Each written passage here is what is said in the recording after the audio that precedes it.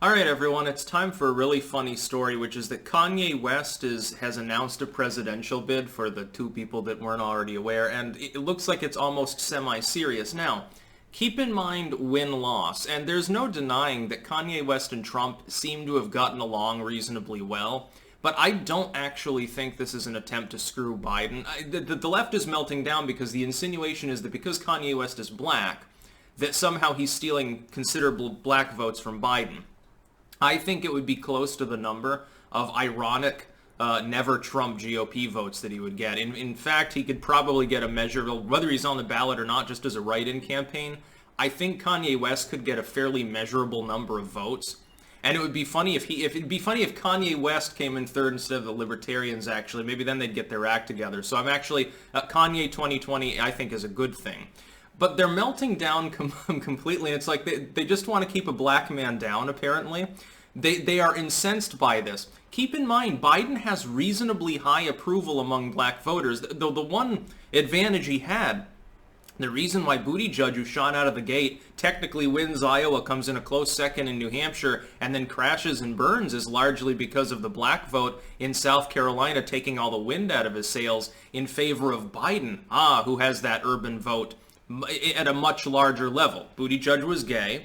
Bernie Sanders never really expanded outside of white hayseedville in New England, and even failed in New England largely. And he had no competition, really. And then you have grifter Elizabeth Warren. It's funny because Biden's share of the black vote, even when like Kamala was peaking, I think was higher than hers. So keep that in mind. Kanye West is a little bit of an inconvenience to Joe Biden. In a close race, yeah, the viable Kanye campaign, and he does have the money to throw into having a real campaign budget, could fuck Biden.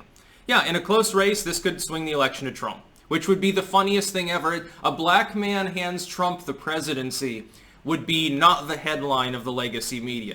Evil far-right conspiracy theorist screws Joe Biden. Our republic has fallen because of Kanye's ego. That's probably more along the lines of what they'll say. They hate it because he's successful and because he doesn't constantly talk about his race, I think. But keep in mind one thing, and this is true of Kanye West, Elon Musk, and all charismatic individuals like that. These are primarily very good corporate branders. These are people that know how to brand themselves. Kanye loses nothing even if he dumps $100 million into this campaign, because for every appearance he makes, he's Kanye West, so people are going to show up at large numbers. It'll be a fusion of a concert and a rally at that point. He gets more money back. If he puts $1 in, he probably makes $10 back out of it in excess sales and the fame of having run even a half-viable, semi-joking presidential campaign will pay dividends for years to come, especially if it screws Biden. Because if Kanye West is the main conversation, if in November, let's say Trump is reelected in a close race with Kanye getting 2-3% of the vote, the Democrats will talk about him incessantly. The free publicity will be vast. Now, people on the left, they typically are more likely to be into rap music and shit like that anyway. Now, of course, I'm not a fan of these things for the most part. The rap died with Biggie, essentially. But with the Republicans that aren't really into that, finally they'll have a rapper to listen to. They'll be buying Kanye albums. Yeah, his next album definitely won't be a flop. He'll probably make $1 billion off it. It'll be like, you know, fucking the mid-1980s and he's Michael Jackson. That's basically what Kanye's betting on. He doesn't believe he's going to become president, but he believes he's going to rake in the money, and fame and money go hand in hand. And does Trump have anything to do with this? I'm hedging my bets on no. I don't think that Trump wants a third-party individual to technically suck the oxygen out of the room for Trump by putting the focus on him even temporarily, because Trump wants to expose his platform and ideas and image more, to buff up his core fan base. Biden's the absentee candidate. Right now, it's almost like Trump is running unopposed, and the only reason he's behind is because of a lagging economy and the incessant propaganda about COVID that we see from CNN and MSNBC taking a toll and an attrition on his support. With Kanye in the room for at least some time, Trump is technically off message. I think that it technically benefits Trump a little long run. But does it throw an election unless it's close? No, this is not a spoiler. They're calling him the next Jill Stein. Like, they tried to blame Jill Stein for Hillary Clinton's loss, and when you try to explain to these brain-dead cretins that in no state did Jill Stein get enough votes to throw it back to Hillary, even if 100% of her voters voted for Hillary Clinton, Hillary still would have lost the election by a considerable number of electoral points. Oh no, you evil Trump fan. Apparently they just don't understand basic mathematics. I also don't understand political strategy.